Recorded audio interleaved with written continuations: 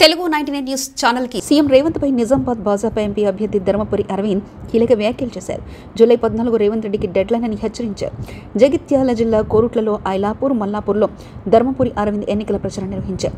ఈ సందర్భంగా ఆయన మాట్లాడుతూ 10 ఏళ్ల పాలనలో కేసీఆర్ కొన్ని అయిన హామీలు అమలు చేశారని, రేవంత్ 6 గ్యారెంటీలను పట్టించుకోవట్లేదని మండిపడ్డారు. ఎస్సీ ఎస్టీ బీసీ రిజర్వేషన్ ముట్టేది లేదు, ఎవ్వరు వచ్చాళ్ళకెళ్ళి తీసుకొని ముస్లింలకు ఇచ్చేది లేదు.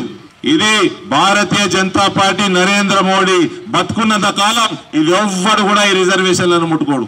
నీ గ్యారంటీల సంగతి ఏందని అని అడుగుతావని అందరినీ మభ్యపెట్టనీకి, అందరినీ టాపిక్ డైవర్ట్ చేయనీకి కొత్త పూటకం పెట్టిండు. నువ్వు ముఖ్యమంత్రి గుడ్లు మోసుడైందా సభలో?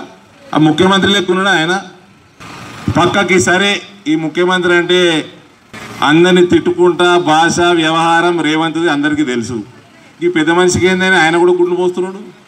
ఈ 75 సంవత్సరాల జీవన్ రెడ్డి కూడా గుడ్లు పోస్తాడా? పక్కకు చెప్పాలా రేవంత్ రెడ్డికి? ఏమైనా నువ్వు ముఖ్యమంత్రి అయినా మర్చిపోయినావా అని చెప్పాలనా? చెప్పుడు పోయి ఈయన కూడా గుడ్లు పోస్తున్నాడు.